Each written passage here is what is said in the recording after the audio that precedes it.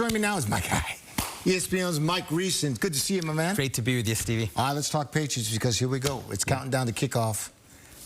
Preseason game number 1, right around the corner. That's right. Are they ready? Well, I love what I've seen down there, Steve. I think the competitiveness of the practice, some of the most high-level competition that I've seen reminds me of the Brady years when Brady would just step out on that field and he would demand, you know, a level of competition, and the players followed. I like what I'm seeing. 12 practices in, right? Yeah, yeah. Do you think they're ahead of schedule, right on schedule, behind schedule? Who's ahead of who? Offense ahead of defense? I would say it's good. It's been a good battle. Yep, that's good. I would say it started defense ahead. I thought the offense caught up a little bit, and I think the defense, the last couple practices, have given Drake a little bit of a hard time. Steve, a couple days ago, Drake finished practice with back-to-back interceptions, actually. But before that, he was spot on, Before that, right? he was on fire. So good back and forth. All right, I want to ask you about Christian Gonzalez. Yes. Because are you surprised he's doing what he's doing? Yes, and it's the story of training camp, Steve, okay, in my opinion. And here's why I would say that.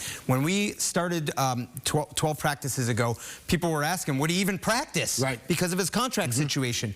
Steve, not only has he practiced, he has been, in my view, their best player, offense or defense. And the way he has sort of, I want to say, get under A.J. Brown's skin, or at least try to prod him, and his emotion, I feel like it has sort of ignited the team. It's great. And it's set a tone. And so I think it's not only that he's practiced, like, I think he's going to be a captain for the first time. And you know, like, when I say give me one word that would describe Christian Gonzalez, like, what would you say just in terms of his demeanor? Like, what would you? Quiet.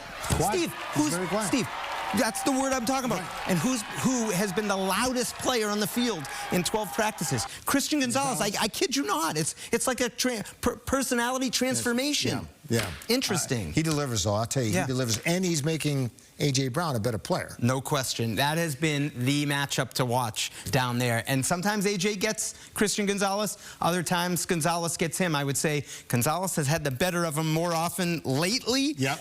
But like you said, a lot of respect between him, and Brown said he likes the matchup because he's trying to crafting. He says, I'm crafting out there. And A.J. Brown says he wants to get in better game shape so he can do these 10-play drives. Take me into the receiver room, okay? Top 3 receivers on this offense right now. Who'd you say? We're going 3-receiver set. 3-receiver set. We got A.J. Brown. Spread them. We got Romeo Doubs. Spread them. And we got Pop Douglas, who was hot in the intra-squad scrimmage on Friday. Had 6 catches. Yeah, those are your top 3 in the 3-receiver set. You left out Booty. He's number 4 or 5. I know, they got a lot of receivers. That's not a bad 4 or 5. No, then you got Kyle Williams, and you got Efton Chisholm. Don't forget Matt Collins. They might keep all 7, Steve. They might keep all 7. Mike Vrabel said that. Well, how has the connection been between Drake and A.J. Brown? So it started slow. Yeah. And A.J. mentioned that. He's like, Gonzalez had something to do with that, right? I mean, that's part of it. They got it going a little bit, and I would say more on the short stuff, Steve. Like, I've noticed that, like, when Drake's in the red zone, he can get A.J. fast, you know, on quick slants. That part of the connection looks good. I think down the field, they're still working on more consistency. You say down the field, and I want to go to a new field? Are they putting a new field down there? I'm glad you mentioned it. This is an interesting story because the preseason opener, as you said, is Thursday. So they had to take out the field turf, or the artificial turf, whatever you call it, that they put in after the World Cup, which was natural grass. It turned out to be a field that wasn't in compliance with the lab testing that the NFL and the NFL Players Association does.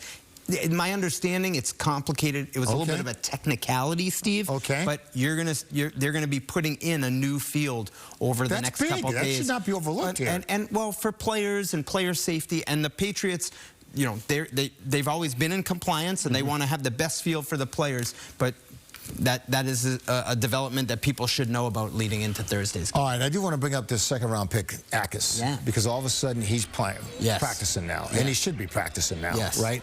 What do you like All What you see out of him? So, Steve, he wears number 50. Yeah. So we know the history of the number. Mike Vrabel, Yeah. Rob Ninkovich. All right. So I'm surprised Vrabel let him wear his number. right? I think Vrabel likes him. I think he likes the way he plays. And what Vrabel says, he looks like an outside linebacker in that uniform. Like, I'm okay. Hold on, didn't he knock over a coach in one of the? He did. he just flattened the coach. He was so excited to be out there, he knocked him over. He just flattened him. He flattened him. And then the coach got him the next day. So, but Steve, I would say he has the ability to win with speed, with power, and he looks to me like their most sort of naturally gifted pass rusher from like a physical trait standpoint. He's young. I'm sure there's going to be some ups and downs, but he's going to really help him, I think, with the pass rush specifically. Speed kills. Yes. Who's the fastest player on the team? Might be Pop Douglas. Kyle Williams is another. Mike Vrabel mentioned like they want to use his speed, but those two would be the ones that stand out. Marcus Jones as a punt returner might be tough to beat as well. Those were the first three that came to mind. Good stuff. Steve, great being with you. I always want to know, great scouting report. You are the best. Best in the business. My guy, Mike Reiss.